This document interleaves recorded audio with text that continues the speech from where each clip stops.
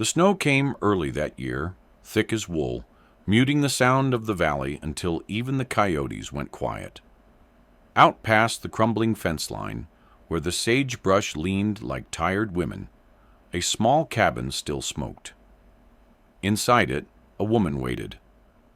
Her name was Ellen May Bishop, though most folks in Bitter Creek called her the Witch in the Gully. They said she spoke to ghosts, kept bones under her floorboards, and once cursed the sheriff's horse. They said all kinds of things to keep from saying what was true, that she'd been left behind. 20 winters had passed since the day she watched her rancher ride away. He'd promised he'd come back when the snows melted, when the war debts settled, when the land was his again. He never did. Ellen learned how to split wood, birth calves, bury her own chickens. She stopped expecting letters, stopped speaking much at all. But she kept the fire lit, a single stubborn thing that refused to die. Some nights, when the wind howled through the pines, she'd touch the scar at her throat, a thin, twisted line of flesh, white as bone. It was where the rope had burned her years ago, the day the men of Bitter Creek decided she was guilty of something they couldn't name. The sign they'd hung around her neck, liar, whore, witch, had rotted long ago. But she still felt its weight. That winter, the snow didn't just fall. It pressed, it crushed, it buried. The roof groaned, the creek froze solid, and the coyotes grew bold enough to circle close. And then, one evening in late January, a horse's cry broke through the wind. Ellen set down her lantern. The flame trembled in her hand. Out of the white came a figure, a man slumped over his saddle, his coat crusted in ice, his breath thin as smoke. He fell before the horse stopped moving. Ellen's first thought was that the land itself had spat out a ghost. Her second thought was quieter, heavier. Because under the snow and grime, she recognized the line of his jaw, the old scar by his temple. It was Jonas Hale, the rancher, who'd left her to hang. She stood over him for a long time, the wind clawing at her skirts. And when she finally moved, it wasn't forgiveness that stirred her. It was something older, colder. She dragged him inside. The fire cracked, spitting sparks like old anger. Outside, the snow kept falling, muffling the sound of the world, as if even heaven didn't want to hear what came next. Jonas Hale woke to the sound of wind, scratching the window panes, and the faint hiss of firewood collapsing into ash. For a moment, he didn't know where he was, only that the air smelled of pine smoke and old sorrow. When his eyes adjusted, he saw her, Ellen May, sitting by the hearth, her hair loose and streaked with silver, her hands busy mending a torn quilt. She didn't look at him, though she must have known he was awake. The silence between them was heavier than any snowstorm outside. He shifted, wincing at the pain that ran through his ribs. His coat had been peeled away, boots drying by the fire. A basin sat nearby, bloodied water, a rag, a needle. She'd stitched him up. "You're alive," she said finally, her voice flat as a frozen creek. "Seems so," he muttered. "Didn't reckon I would be."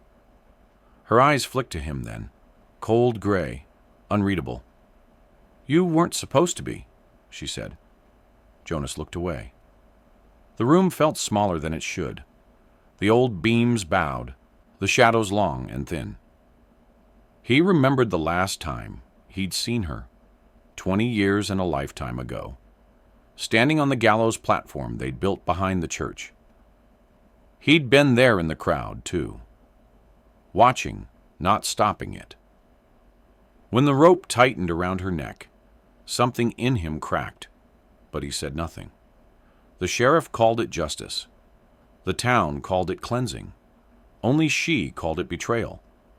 But the rope snapped that day, frayed by frost or fate, and she fell, broken but breathing. The preacher said God had spoken. The sheriff called it the devil's trick.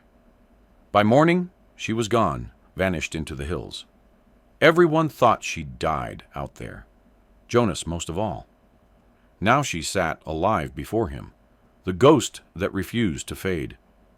He tried to speak, but his throat locked. "How'd you find me?" she asked first. "Didn't. I was riding south. Snow came down faster than I could think. Horse bolted toward a light. Shoulda let it pass you by," she said. He looked at her, not the woman he remembered, but something rougher, shaped by wind and time. Her skin bore the faint marks of a life wrestled out of hard ground. Her eyes, though, were still the same, too steady to hate, too proud to forgive. "I heard you married," she said after a while.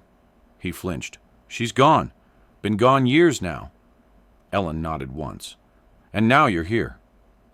A log cracked. The flame jumped. For a heartbeat, the room glowed red like blood. Jonas saw the scar on her throat, the one his silence had earned her, and he couldn't look at it long. "I didn't mean for," he began. She cut him off. "You meant for nothing. You just watched." He swallowed, feeling the truth dig under his skin. Outside, the wind moaned across the valley, long, lonely, like a memory that didn't know how to die. He wanted to leave, to run, but the storm had sealed the door shut with snow, and his strength was gone. So he stayed. Two ghosts trapped in the same room, listening to the past breathe between them. And when sleep came for him again, it wasn't rest. It was a reckoning. The third morning broke pale and wordless. The snow outside had stopped, but the sky still hung low, bruised and heavy, like it hadn't yet made up its mind whether to forgive or keep punishing. Inside the cabin, the air smelled of ash, whiskey, and old wool. Ellen May moved about, slow but steady, her feet soundless on the pine boards. She set a bowl of stew beside him. Rabbit, maybe, salted roots.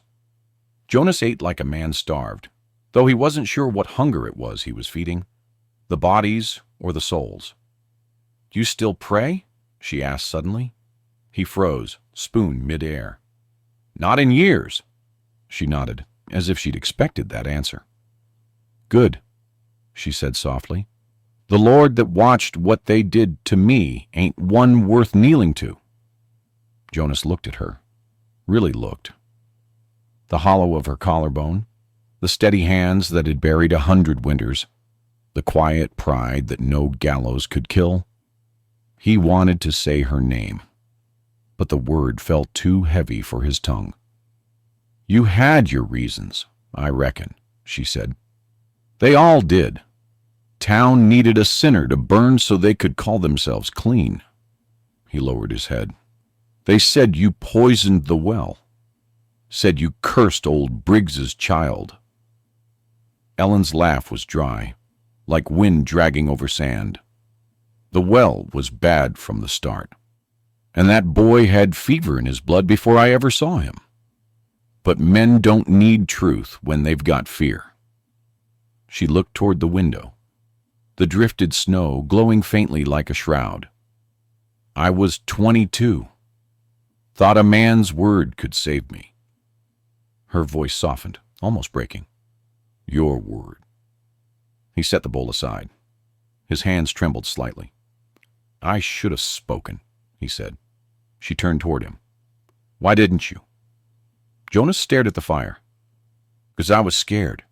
Sheriff said if I took your side, I'd swing beside you. Said you'd bewitched me same as you bewitched the others. And maybe part of me wanted to believe it. Made it easier than admit I was a coward." The words hung there, raw as open wounds. Ellen didn't reply right away. She just reached for the poker and stirred the embers. Sparks leapt upward, gold flecks against the dark. "Coward's a word a man can outlive," she said finally. "But a coward who comes back, that's something else." She rose then, her skirt brushing against the rough floorboards, and disappeared into the back room. When she returned, she carried something wrapped in cloth. She unrolled it slowly. A rope, darkened by years of soot and dust. The noose that had once kissed her neck. Jonas stared at it like it was alive. "Why in God's name would you keep that?" "Because it's mine," she said. "They left it behind when they thought I died. I came back for it." She held it to the firelight, the twisted fibers still marked with faint brown stains. "This is what they made of me, but I kept it, so I'd never forget what I truly am. Not their witch, not their shame, just a woman they feared."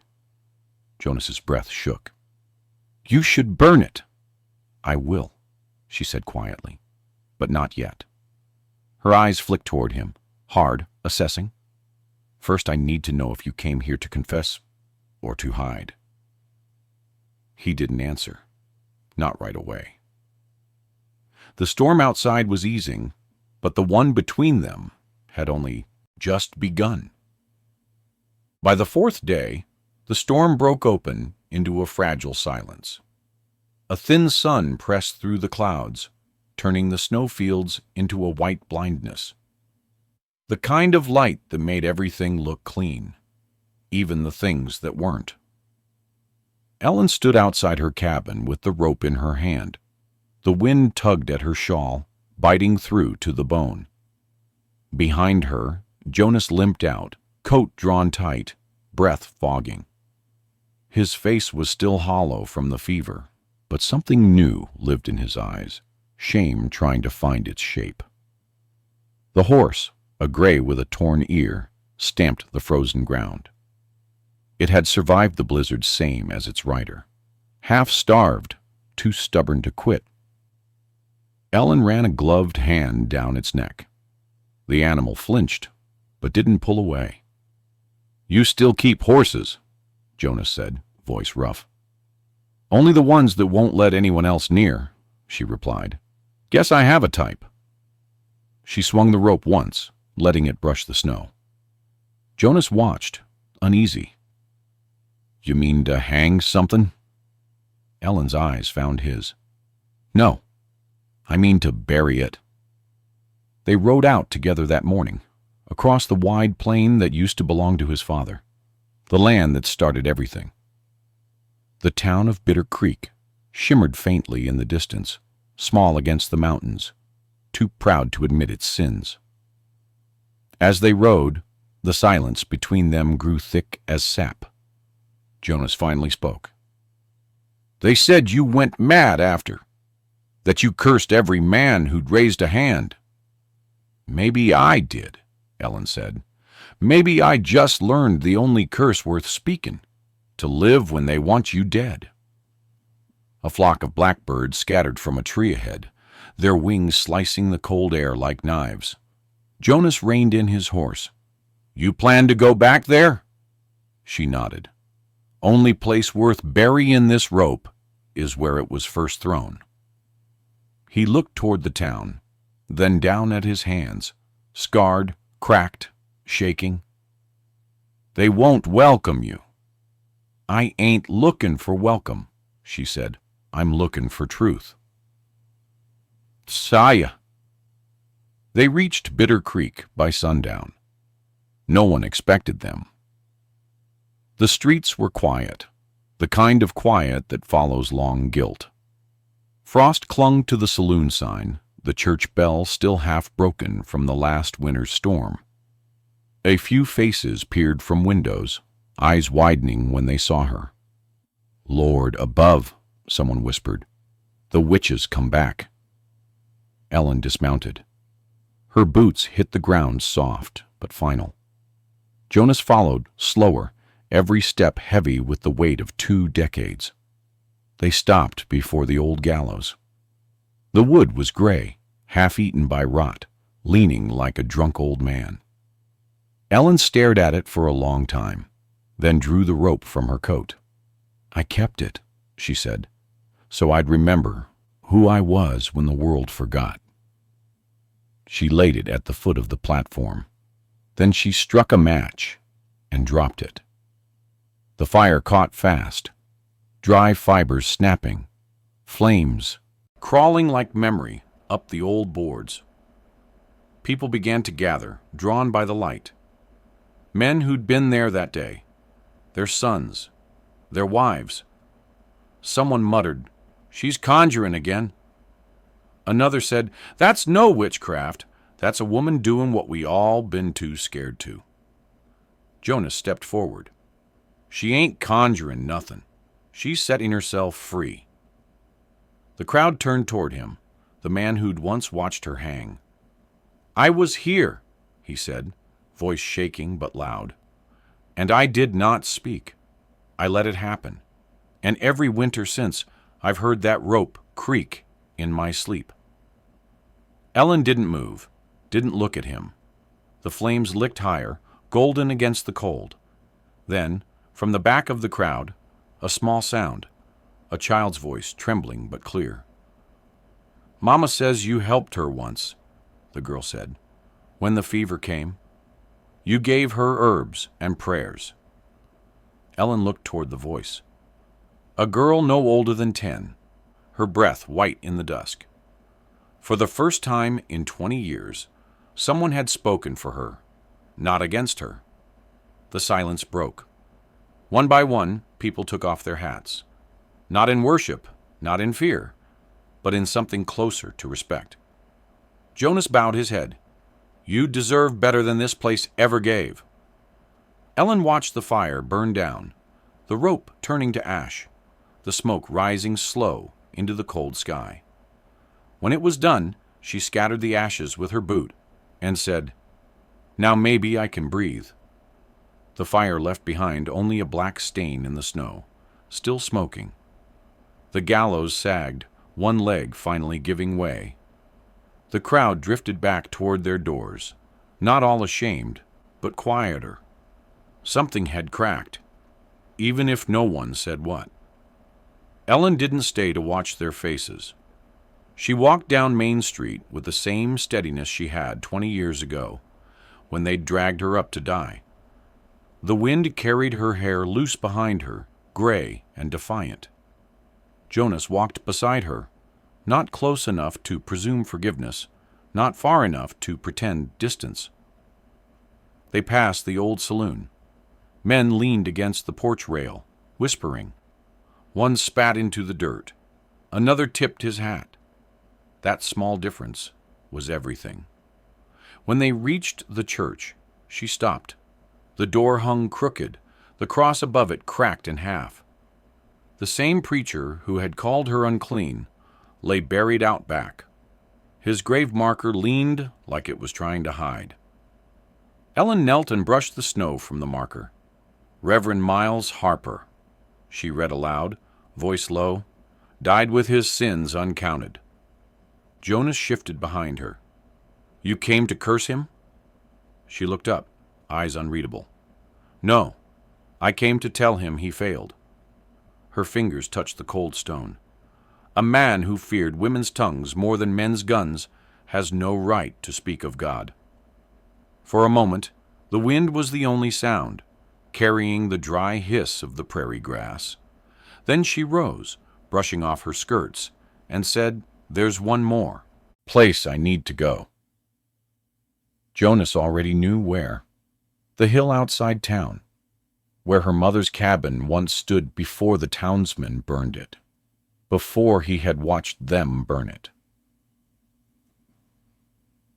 They rode in silence, the snow crunching under hooves.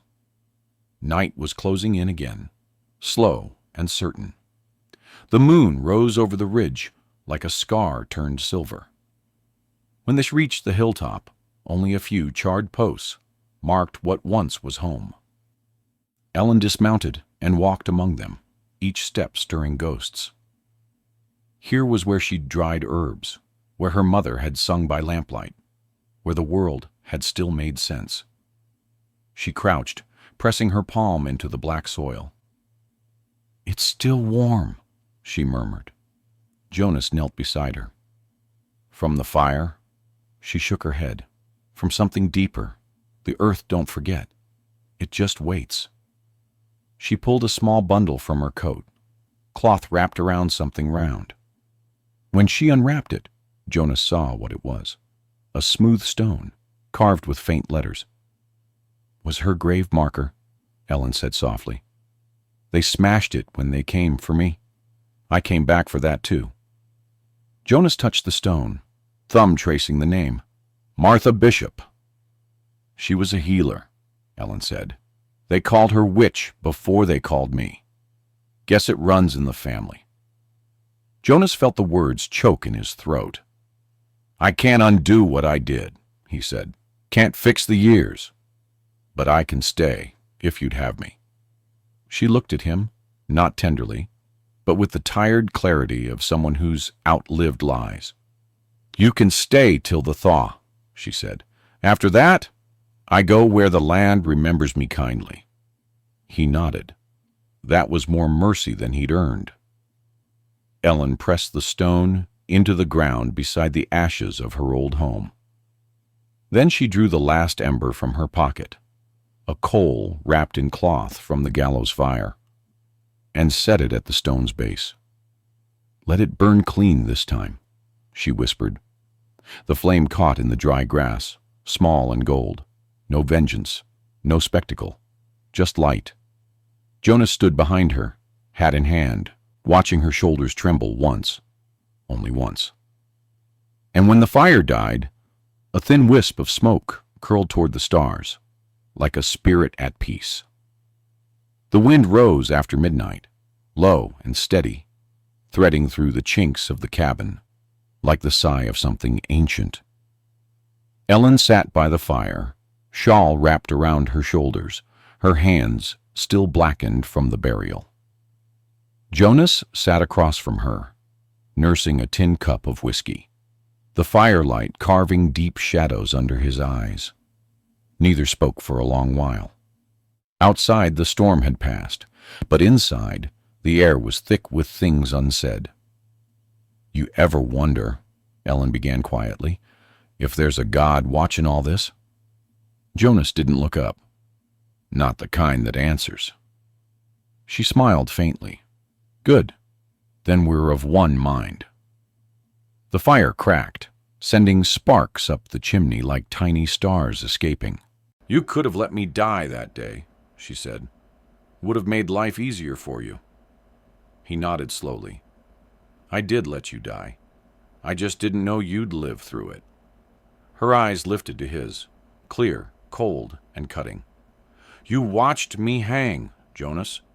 Watched them drag my name through the dirt. What did you tell yourself while you stood there?" He stared into the fire. "That it wasn't me who tied the rope." "Coward's comfort," she said. "You think that mattered to the rope?" Jonas flinched. The whiskey burned in his throat like penance. "I thought, if I stayed quiet, maybe I could live. Maybe they'd let me keep my land, keep my place." She leaned forward. "And what did that get you?" He hesitated. "A house full of ghosts." The firelight flickered, painting the walls in restless light. Ellen leaned back, folding her hands. "You remember that spring, before it all went bad? You'd bring me wildflowers from the canyon. Said they grew where no man's plow could touch." Jonas nodded, voice barely above a whisper. "I remember." Her eyes softened, just for a heartbeat. "I pressed one in a book. It's still there, still read. Ain't that a thing? Something so small can outlive everything." He swallowed hard. "You kept it?" "I keep a lot of things I shouldn't," she said. Silence settled again. The wind moaned through the eaves, and the fire dimmed to coals. Jonas stood, shoulders heavy. "There's something else you ought to know," he said. Ellen watched him, wary. "When I left all them years back, it wasn't for the war, Not really. The sheriff told me to leave town or hang beside you. Said the folks wouldn't forget a man who laid with a witch. So you ran, she said. He nodded. Ran clear to Texas, worked ranches till my bones cracked. Married a woman who never looked me full in the eye. Thought I'd built a new life. Turns out all I did was stretch the old one thinner. Her mouth twitched. Not quite a smile. And when she died? I came back. Figured I'd face what I left. But I never meant to end up on your doorstep. Ellen poked the fire, sending a small bloom of flame upward. Maybe you didn't end up here, she said. Maybe you were sent. By who? She looked toward the window. Beyond it, the black prairie, endless and listening. By the same silence that spared me that day. It don't forgive, but it don't forget either. Jonas sat again, slow. His voice was hoarse. You want me gone, Ellen? She shook her head. No. I want you to stay long enough to see what you broke. He nodded, accepting the weight. The fire dimmed to a red hush, the night settling deep around them. Outside, a coyote howled once, long and low, answered by another far off, two lonely things calling across the dark. Ellen whispered, Sometimes I think that's what we are, the echo that won't die. And Jonas, staring into the dying fire, said nothing. But for the first time in 20 years, he didn't look away. The dawn came slow, like it was unsure it wanted to touch that valley again. Frost glimmered on every surface. The fence posts, the frozen creek, even the worn boots Jonas had left by the door. Inside, the air was pale with the smell of ash and something gentler, the faint sweetness of dried sage burning on the hearth. Ellen was already outside when Jonas woke. He saw her through the window, small against the wide white world, standing by the half-buried corral. The morning light caught her hair, turning the silver to a kind of halo. For a moment, he thought she looked like someone unburdened. Then he saw what she was holding, the rope's ashes, folded into a piece of linen. He stepped into the cold. His breath hung between them like fog. You mean to scatter it? He asked. Ellen nodded. Ash don't belong in one place too long. It remembers too much. She walked to the frozen creek and knelt. The wind stirred, and her voice was soft. Not a prayer, not quite. When they hung me, I thought death was coming. But what came instead was time. 20 winters to learn I didn't need their mercy. She opened the linen, and the wind caught the ashes. They rose like a swarm of black snow, scattering across the pale land. Pieces of a memory finally set free. Jonas stood beside her, head bowed. You're stronger than any of us ever deserved.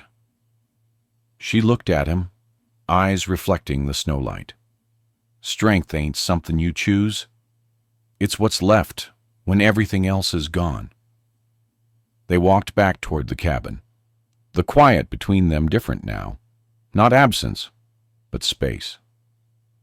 Jonas helped her mend the fence, silent but steady. She let him. When he split wood, she brought him water. When she cooked, he gathered kindling. No words of love passed between them, only the slow rhythm of two people learning how to exist in the same silence. At noon, a rider came down from Bitter Creek. Sheriff Dunn's boy, grown now, face tight with the kind of shame inherited from fathers. He stopped at the gate. Miss Bishop, he called, hat in hand. The town asked me to say, they won't be coming near your land again. Some folks, they're sorry. Ellen didn't move closer. Sorry's a light word, she said. Tell 'em to live better instead. The boy nodded and turned his horse. Before he left, he glanced at Jonas. You stayin', sir?" Jonas met his gaze. "Long as she'll have me." The boy hesitated, then said quietly, "Then you're braver than my pa was." When he rode off, the sound of hooves faded into the wind. Ellen turned to Jonas. "You didn't have to speak up in town yesterday." "I did," he said. "For once in my life, I had to." She studied him a long while, then quietly, "The truth don't fix what's done, Jonas, but it can stop the rot." He nodded. "Maybe that's enough." She looked past him then, toward the line of pines where smoke still rose from the gallows remains. Her voice was softer than the wind. "You know, every winter I thought I was waiting for you. But now I think I was waiting for this, for the world to look me in the face again." Jonas reached into his coat and pulled something out. A small folded piece of fabric, yellowed with age. He handed it to her. She opened it and gasped. Pressed between the folds was a single red wildflower, dry but intact. The one he'd once given her all those years ago. "I carried it through every desert I rode," he said. "Figured if it survived, maybe we both could." Her eyes shimmered, though no tears fell. "You fool man," she murmured. "You kept what was already mine." She walked to the fence post, lifted the flower, and pressed it into the wood. "There," she said. "Now it can live in the open." The wind caught her hair again, and for a moment the whole world seemed to hold its breath, watching two broken lives make something quiet and whole. The sun climbed higher, melting the frost on the grass, turning it to silver dew. Jonas turned toward her. "What happens now?" Ellen smiled, faint, worn, but real. "Now we live through one more winter. After that, we'll see what's left standing." The next winter came slow, not cruel, just heavy with memory. Snow drifted soft over the valley, laying quiet on the graves, the fences, the roof of the cabin. Inside, the fire never went out. Ellen moved slower now, but her eyes were bright, steady. Jonas had taken to fixing small things.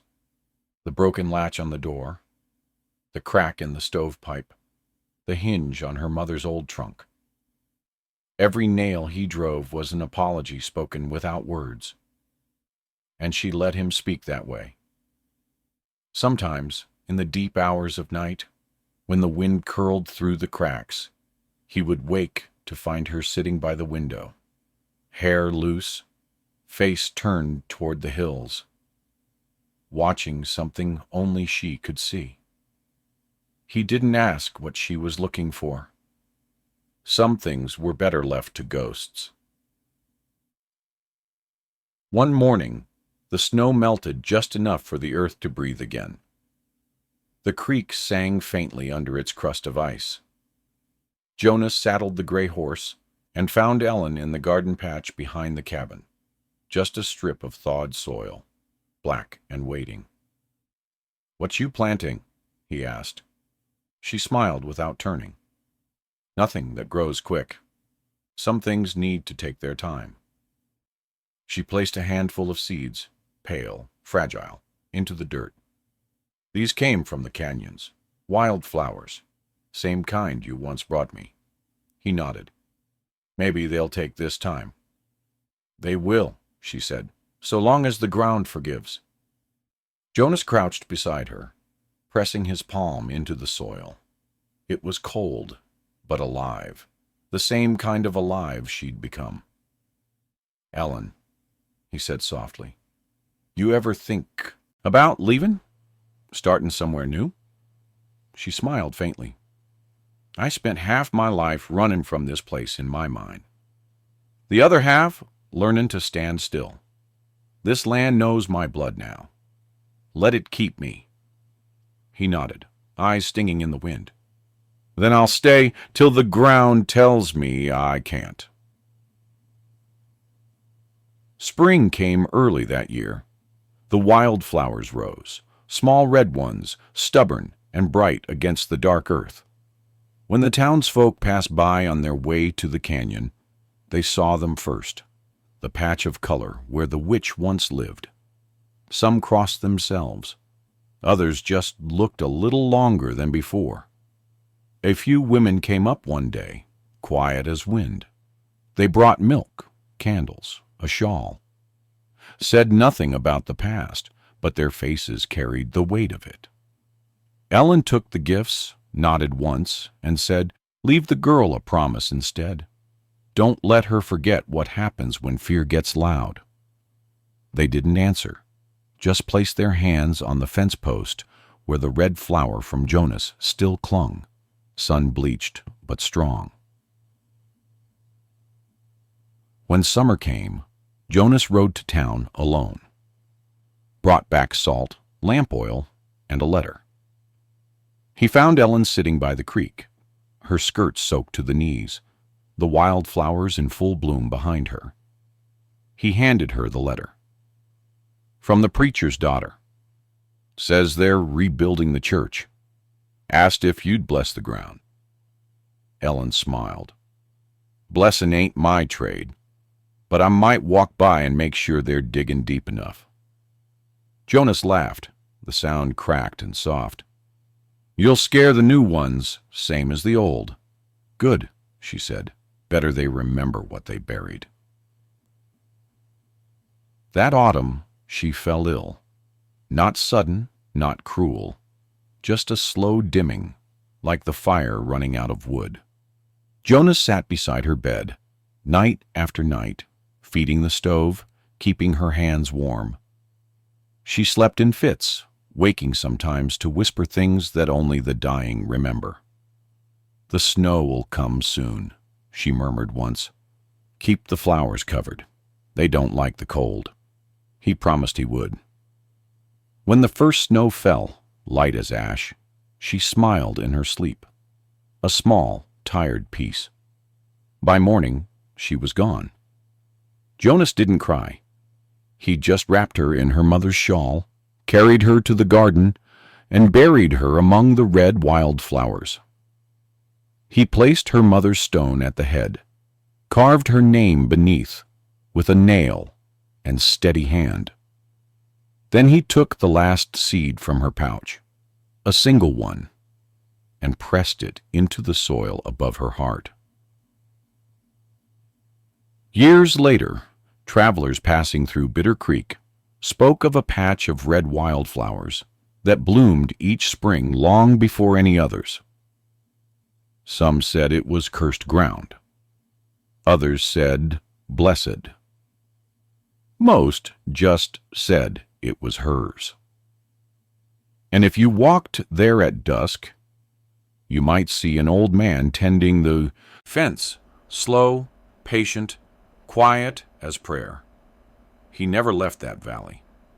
The townsfolk stopped calling him anything but the keeper. And every spring he'd whisper the same words to the first blossom that dared the cold. Waited 20 winters she did, and the land waited with her. Now it remembers.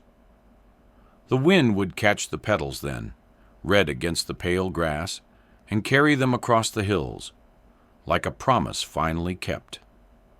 Out here, justice don't come with guns or gallows. It comes in whispers, in the way land remembers who bled, who endured, who stayed. Maybe that's all the Wild West ever was. Not a place of heroes and outlaws, but of people who refuse to vanish quietly. So if you ever find yourself riding past Bitter Creek, and you see red flowers blooming through the frost, don't step on them. They belong to a woman who outwaited the world. And maybe, just maybe, she's still watching. Thanks for watching. Like, share, and subscribe.